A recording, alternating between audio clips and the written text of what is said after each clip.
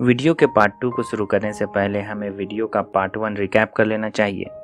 Part 1 में हमने dark side की हिस्ट्री देखी कि वो अर्थ में हजारों साल पहले भी आ चुका था, लेकिन तब उसे यहाँ हार का सामना करना पड़ा और उसके तीनों मदर बॉक्सेस धरती पर ही छूट गए, जिसका इस्तेमाल वो किसी भी प्लानेट को अपने प्लानेट की तरह बनाने में करता था। अब चूंकि सुपरमैन मर चुका है और दुनिया खुद को डिफेंड नहीं कर सकती है, डार्क साइड का एक सिपहसालार जिसका नाम स्टीफन वुल्फ है, अर्थ में खोए हुए तीनों मदर बॉक्सेस को ढूंढ रहा है। उसे 2 मदर बॉक्स मिल चुके हैं, जिसे उसने अमेजोनियन और अटलांटियंस को हराकर हासिल किया है। दूसरी तरफ ब्रूस वेन सुपर हीरोज की टीम बना रहा है ताकि दुश्मन से अर्थ को डिफेंड कर सके। उसकी टीम में अब तक उसे मिलाकर 5 हीरोज शामिल हैं, जिन्हें तीसरे मदर बॉक्सेस को स्टीफन वुल्फ से बचाना है। अब आगे की कहानी देखते हैं।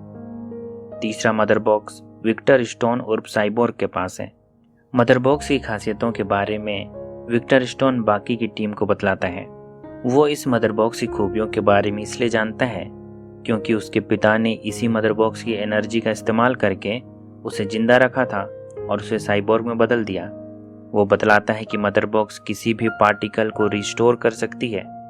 जैसे किसी घर को जला दिया जाए तो वो राख में बदल जाएगा, लेकिन मदर बॉक्स की शक्तियों का इस्तेमाल करके जली हुई राख को फिर से उसी घर के रूप में बदला जा सकता है, क्योंकि पार्टिकल्स या मैटर कभी नष्ट नहीं होते, केवल अपना रूप बदलते हैं। मदर बॉक्स भी किसी भी पार्टिकल को, चाहे वो लिविंग हो या नॉन लिविंग हो, फिर से पुराने फॉर्म में बदल सकती है। जब विक्टर ये बतलाता है कि मदर बॉक्स किसी भी बायोलॉजिकल पार्टिकल यानी लिविंग थिंग को भी रिस्टोर कर सकती है, तो वे सभी ये सोचते हैं कि क्या इससे सुपरमैन को फिर से जिंदा किया जा सकता है, क्योंकि किसी का जिंदा रहना भी केवल केमिकल्स के कॉम्बिनेशन से ही संभव हो पाता है। अगर केमिकल के इस मैजिकल कॉम्बिनेशन को मदर बॉक्स के जरिए फिर से रिस्टोर कर दिया जाए तो सुपरमैन को जिंदा किया जा सकता है। कम से कम इसकी संभावना तो है ही। लेकिन यहाँ एक समस्या है, सुपरमैन की बॉडी के ऊपर प्रयोग करने पर कोई गारंटी नहीं है कि वो जिंदा होगा। लेकिन वहीं दूसरी ओर ये गारंटी पक्की है कि मदर बॉक्स को एक्टिव करने पर स्टीफन वुल्फ इसकी मौजूदगी सेंस कर लेगा। उसे पता चल जाएगा कि मदर बॉक्स एग्जैक्टली कहाँ पर है। हालांकि पैराडीमंस अब भी बिना एक्टिव मदर बॉक्स को सेंस कर सकते हैं, लेकिन एग्जैक्ट लोकेशन का पता नहीं लगा सकते हैं। इसके लिए मदर बॉक्स को एक्टिव होना जरूरी है। तब हीरोज की पूरी टीम एक चांस लेती है और सुपरमैन को जिंदा करने की कोशिश में मदर बॉक्स को एक्टिव करने का निर्णय लेती है, क्योंकि सुपरमैन ही वो शख्स है जो डार्क साइड की शक्तियों से लड़ सकता है। और ये बात स्टीफन वुल्फ भी जानता था, क्योंकि जब विक्टर के पिता ने कुछ साल पहले, जब सुपरमैन जिंदा ही था, मदर बॉक्स को एक्टिव किया था, तब स्टीफन वुल्फ यहाँ उस बॉक्स पर कब्जा करने के लिए नहीं आया, क्योंकि वो सुपरमैन से डरता था। तब सुपरमैन जिंदा था, लेकिन इसके बावजूद वे ये रिस्क उठाते हैं और सुपरमैन की बॉडी को उसके कब्र से निकालते हैं। बैटमैन और उसकी टीम मदर बॉक्स का इस्तेमाल करके सुपरमैन को जिंदा करना चाहते हैं। उन्हें सुपरमैन की बॉडी को फिर से जिंदा करने के लिए उसके शिप का इस्तेमाल करना होगा, जहां कभी लेक्स लूथोर ने जनरल जोड के डीएनए का इस्तेमाल करके डूम्सडे मॉन्स्टर बनाया था। क्रिप्टोनियन स्पेसशिप स्टार लैब में मौजूद है, जहां उस पर रिसर्च चल रही है। पूरी टीम को उस शिप में पहुंचना होगा, जहां काफी सिक्योरिटी मौजूद है। इसलिए इस सिक्योरिटी को बाईपास करने के लिए और पूरे लैब को खाली करने के लिए विक्टर लैब की सिक्योरिटी कंट्रोल को हैक करता है और लैब में एलियन कंटेमिनेशन का फॉल्स अलार्म शुरू कर देता है। इससे पूरा लैब खाली हो जाता है। इस लैब में विक्टर के पिता साइलस स्टोन भी काम किया करते हैं। यहाँ एक और साइंटिस्ट है जिस पर हमें ध्यान देना होगा, जो इलेक्ट्रॉन लेजर पर काम कर रहा है। इसका नाम रायन चोई है। यही साइंटिस्ट बाद में एटम नाम का सुपर हीरो बनेगा। इसका प्लॉट जैक स्नाइडर ने इस फिल्म में डाल दिया था। खैर, फॉल्स अलार्म की वजह से जब लैब खाली हो जाता है तो वे सुपरमैन की बॉडी को लेकर लैब में एंट्री करते हैं और मदर बॉक्स का इस्तेमाल करते हैं सुपरमैन की बॉडी को फिर से जिंदा करने के लिए। चूंकि शिप में पर्याप्त एनर्जी नहीं होती है, फ्लैश शिप के अंदर दौड़कर लाइट की स्पीड को मैच करता है, जिससे उसके चारों तरफ भारी मात्रा में इलेक्ट्रिक करंट जनरेट होती है। इतनी एनर्जी काफी है उस मदर बॉक्स को जंप स्टार्ट करने के लिए। जैसे ही मदर बॉक्स एक्टिव होती है, वो सुपरमैन की बॉडी को फिर से रिस्टोर कर देती है। लेकिन मदर बॉक्स को स्टार्ट करने के दौरान विक्टर को एक विजन मिलता है। ठीक वैसा ही विजन जैसा बैटमैन को मिलता था। इस विजन में विक्टर देखता है कि अर्थ डार्क साइड के एपोकलिप्स प्लैनेट की तरह बदल चुका है। वंडर वुमन, एक्वामैन मर चुके हैं और सुपरमैन के हाथ में किसी की लाश है, जिसके बाद सुपरमैन पूरी तरह से टूट गया है और डार्क साइड के लिए काम कर रहा है। ये विजन क्या है, इसके बारे में हम आगे समझेंगे, लेकिन अभी के लिए बस इतना जानिए कि ये जस्टिस लीग 2 और 3 के सब प्लॉट थे। इस विजन के बाद विक्टर मदर बॉक्स को एक्टिव नहीं करना चाहता है, लेकिन अब देर हो चुकी है। फ्लैश ने उसे जंप स्टार्ट कर दिया है। मदर बॉक्स के एक्टिव होते ही सुपरमैन जिंदा हो जाता है, लेकिन सुपरमैन की मेमोरी वापस नहीं आई है। वो कंफ्यूज है और लैब के बाहर चला जाता है। बाद में वो यहाँ मौजूद सभी हीरोज को देखकर अपनी एक्सरे विजन से स्कैन करता है। ऐसा करने पर विक्टर की साइबोर्ग बॉडी खतरे को ऑटोमेटिकली सेंस कर लेती है, जिससे उसका automatic self defence system active हो जाता है और वो ना चाहते हुए भी सुपरमैन के ऊपर फायर कर देता है। चूंकि सुपरमैन की मेमोरी वापस नहीं आई है, वो उन्हें नहीं पहचानता है और हमले का जवाब उन पर हमला करके देता है।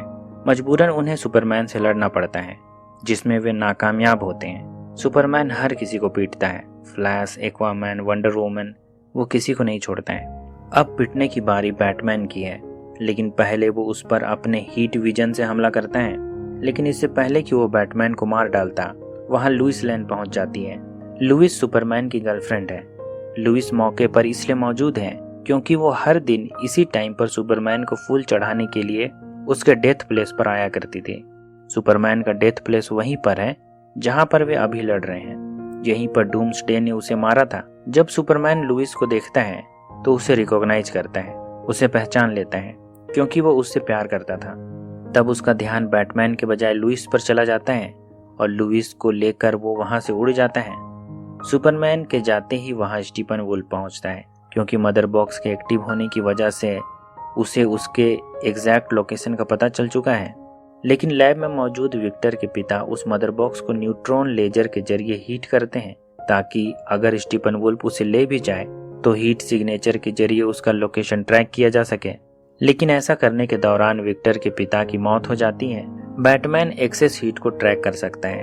अर्थ के ऑर्बिट में उसके 6 सैटेलाइट मौजूद हैं। तब बैटमैन अपने बैट केव में जाता है, जहां से वो अपने कंप्यूटर में हीट सिग्नेचर को ट्रैक करता है। तब उसे स्टीफन वुल्फ के चेरनोबिल में उसके स्ट्रॉन्ग होल्ड का पता चलता है। इधर दूसरी तरफ सुपरमैन लुइस के साथ अपने गांव के पुराने घर चला जाता है, जहां धीरे धीरे उसे सारी बातें याद आ रही होती हैं। वो अपनी माँ मार्था से भी मिलता है। सुपरमैन को रिकवर होने के लिए और समय चाहिए, लेकिन बैटमैन और उसकी टीम सुपरमैन का इंतजार नहीं कर सकते हैं, क्योंकि स्टीफन वुल्फ ने मदर बॉक्स को सिंक्रोनाइज करने का काम शुरू कर दिया है। यहाँ बैटमैन को फिर से एक विजन मिलता है, जिसमें वो देखता है कि बैरी एलन यानी फ्लैश उसे कहता है कि लुइस लेन ही की है। इन सभी विजन्स के बारे में हम वीडियो के एकदम लास्ट में बात करेंगे।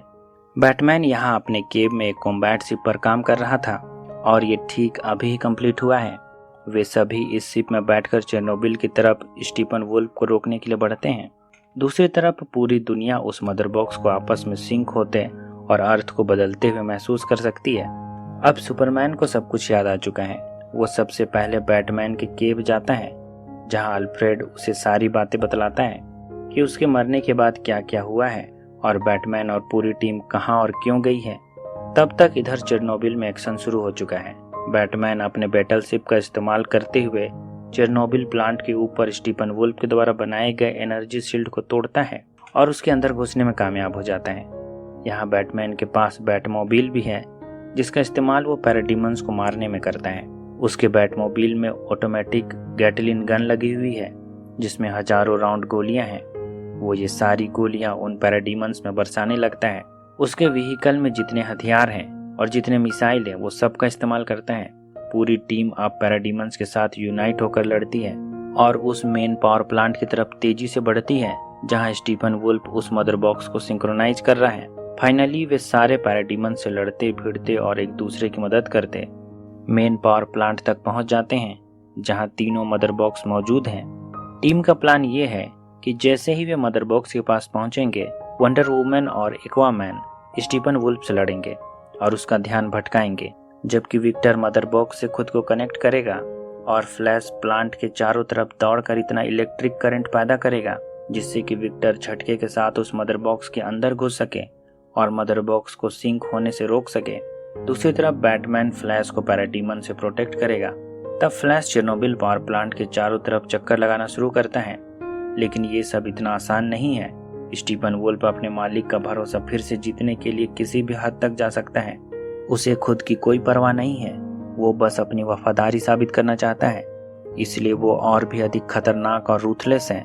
विक्टर पहली कोशिश करता है पर मदर बॉक्स में घुसने में नाकामयाब रहता है क्योंकि स्टीफन वुल्फ ने उसे मदर बॉक्स के पास से दूर फेंक दिया है।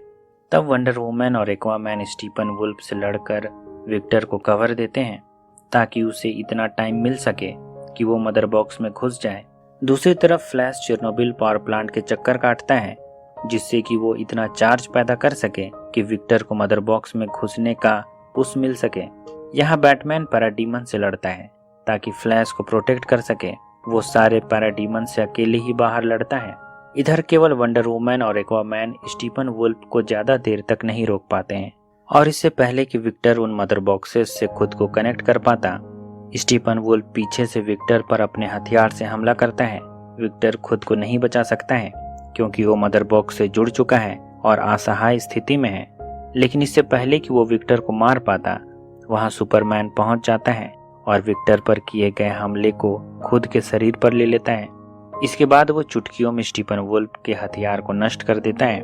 सुपरमैन स्टीफन वुल्फ के साथ पूरी लड़ाई को अब अपने हाथ में ले लेता है और लड़ाई एक तरफा हो जाती है और ऐसा लगता है कि हीरोज की टीम जीत रही है। लेकिन जब ऐसा लगता ही है कि जीत हो चुकी है, बैरी एलन पैराडीमन्स के प्लाज्मा गन से जख्मी हो जाता है और फ्लैश पॉइंट में नहीं पहुंच पाता है और क्रैश हो जाता है। वो जख्मी है और अब दौड़ नहीं सकता है। इसका मतलब है कि वो अब विक्टर को उस मदर बॉक्स में घुसने के लिए इलेक्ट्रिक चार्ज का पुश नहीं दे सकेगा। तब इधर पोर्टल खुलना शुरू हो जाता है और डार्क साइड को पोर्टल की दूसरी तरफ देखा जा सकता है क्योंकि अब मदर बॉक्स आपस में सिंक हो चुकी है। तभी एक धमाका होता है और धरती एपोकलिप्स में बदलना शुरू हो जाती है। इस धमाके के साथ सारे सुपर हीरो इंक्लूडिंग सुपरमैन का भी विनाश हो जाता है, सारे मारे जाते हैं। इधर जब धमाके का शॉकवेव बेरी एलन तक पहुंचता है तो जख्मी होने के बावजूद बेरी इतनी तेज दौड़ता है कि लाइट की स्पीड को मैच कर लेता है और टाइम को रिवर्स करने लगता है। इसे ही फ्लैश पॉइंट कहते हैं। फ्लैश पॉइंट क्रिएट करने से टाइम थोड़े समय के लिए पीछे चला जाता है। ऐसा होने पर सभी डिस्ट्रक्शन से पहले वाले समय में चले जाते हैं। इसका फायदा उठाकर विक्टर उस मदर बॉक्स में घुस जाता है। अब वो उस मदर बॉक्स को सिंक होने से रोकता है। इस काम में बाहर से सुपरमैन भी उसकी मदद करता है और फाइनली वे तीनों मदर बॉक्सेस को अलग अलग कर देते हैं। ऐसा होने पर मदर बॉक्स डिस्ट्रॉय हो जाती है। इधर हीरोज स्टीफन वुल्फ का सर काटकर उसी पोर्टल के जरिए उसकी बॉडी को डार्क साइड के पास फेंक देते हैं। डार्क साइड पोर्टल में दूसरी तरफ खड़ा होकर सब कुछ देख रहा है। यहाँ वो अपने चेले दसाद और ग्रैनी के साथ मौजूद है। जब स्टीफन वुल्फ की लाश उस पोर्टल के जरिए डार्क साइड तक पहुंचती है तो दसाद कहता है कि उसने कहा था कि स्टीफन वुल्फ ये काम नहीं कर पाएगा। तब डार्क साइड दसाद को कहता है कि वो जंगी जहाज तैयार करे, वो पुराने तरीके का इस्तेमाल करेगा।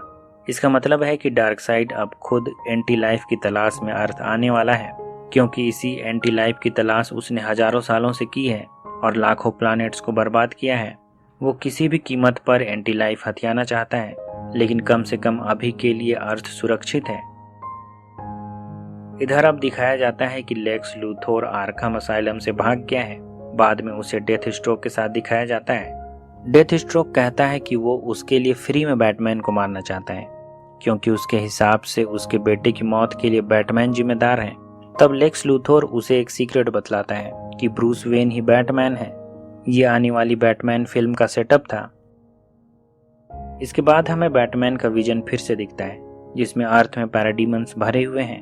अर्थ तबाह हो चुकी है, डार्क साइड का अर्थ में कब्जा हो चुका है और बैटमैन एक सर्वाइवल ग्रुप के साथ है जिसमें साइबोर्ग, मेरा, डेथ स्ट्रोक, फ्लैश और जोकर भी मौजूद हैं और वे मिलकर सर्वाइव कर रहे हैं। यहाँ जोकर बैटमैन को इस तबाही के लिए जिम्मेदार ठहराता है और कहता है कि आज ये दुनिया इसलिए ऐसी है क्योंकि उसने बेचारी लुइस लेन को मरने दिया और अब वो उस टाइम को बदलने के लिए कितनी बार टाइमलाइन में पीछे जाएगा।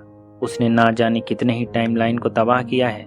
असल में ब्रूस वेन जो विजन देख रहा है वो उसका फ्यूचर है। इस फ्यूचर में वो फ्लैश के साथ कॉस्मिक ट्रेडमिल का इस्तेमाल करके फ्लैश पॉइंट पैदा करता है। कॉस्मिक ट्रेडमिल एक ऐसा ट्रेडमिल है जिसमें फ्लैश दौड़कर एक खास टाइम में पीछे जाता है। ऐसा वो साल में केवल एक बार करता है, जब अर्थ एक खास पॉइंट में होती है। हर साल फ्लैश पॉइंट के जरिए बैरी एलन अतीत में पीछे जाकर ब्रूस को विजन के माध्यम से भविष्य के प्रति आगाह करता था। इसी तरह के एक विजन में फ्लैश ने ब्रूस वेन को कहा था कि लुइस लेन ही की है। इसका मतलब है कि लुइस को किसी भी हाल में मरने नहीं देना है। विक्टर के विजन में भी जब वो सुपरमैन को जिंदा कर रहा था, तब वो देखता है कि सुपरमैन के हाथ में किसी की लाश थी। असल में वो लाश लुइस लेन की थी और वो तब प्रेग्नेंट थी। भविष्य में डार्कसाइड उसे अपने प्लाज्मा वेव के जरिए मार देगा। उसके मरने के बाद सुपरमैन पूरी तरह से टूट जाएगा और तब डार्कसाइड एंटी लाइफ के जरिए उसका फ्री विल पूरी तरह से खत्म कर देगा और उसे अपना गुलाम बना लेगा, जो कि एक खतरनाक बात होगी, क्योंकि भविष्य में बैटमैन और उसकी टीम ना केवल डार्कसाइड से लड़ रहे हैं बल्कि सुपरमैन से भी उन्हें लड़ना पड़ रहा है। इसका मतलब ये है कि सुपरमैन के डार्कसाइड के साथ रहते हुए डार्कसाइड को हराना नामुमकिन है। इसलिए साल में एक बार फ्लैश पॉइंट के जरिए बैरी एलन और भविष्य का बैटमैन खुद के भूतकाल के बैटमैन को मैसेज भेजता है, उसे विजन दिखलाता है। फिल्म में हमें मार्शियन मैन हंटर भी दिखता है, जिसमें वो सुपरमैन की मां मार्था के रूप में लुइस लेन से मिलता है और सुपरमैन के मरने के बाद उसे नई जिंदगी फिर से शुरू करने के लिए धाड़स बंधाता है। मार्शियन मैन हंटर किसी का भी रूप ले सकता है। वो लुइस लेन को अपनी जिंदगी में गम भूलकर अपनी जिंदगी फिर से शुरू करने के लिए कहता है। वो ऐसा इसलिए करता है क्योंकि उसने भविष्य देखा है। वो जानता है कि भविष्य में डार्कसाइड से लड़ने के लिए उन्हें सुपरमैन को जिंदा करना जरूरी है, लेकिन अगर सुपरमैन को जिंदा किया जाए और इससे पहले लुइस लेन के साथ कुछ गलत हो जाता है तो फिर सुपरमैन पर काबू करना नामुमकिन हो जाएगा, क्योंकि सुपरमैन का इमोशनल की लुइस लेन है जिससे वो प्यार करता है। मार्शियन मैनहंटर फिल्म के लास्ट में ब्रूस से मिलता है और बतलाता है कि डार्कसाइड फिर से लौटेगा, क्योंकि एंटी लाइफ इक्वेशन धरती पर ही मौजूद है और इससे पहले कि डार्कसाइड उसे ढूंढे हमें उसे ढूंढना होगा। मार्शियन हंटर अर्थ में बहुत समय से रह रहा है। वो पुलिस डिटेक्टिव के रूप में यहाँ काम करता है। उसे अर्थ में लोग जॉन जॉर्ज के नाम से जानते हैं। इसी के साथ ये फिल्म खत्म हो जाती है। उम्मीद करता हूँ कि मैंने जैक स्नाइडर के जस्टिस लीग के सभी सब प्लॉट को एक्सप्लेन किया है। अगर आपको ये वीडियो पसंद आया है तो इसे लाइक कीजिए, वीडियो को शेयर कीजिए और चैनल को सब्सक्राइब कर दीजिए और साथ में बेल आइकन भी दबा दीजिए, जिससे कि मेरे हर वीडियो का नोटिफिकेशन आपको मिल सके। वीडियो में अभी तक बने रहने के लिए शुक्रिया।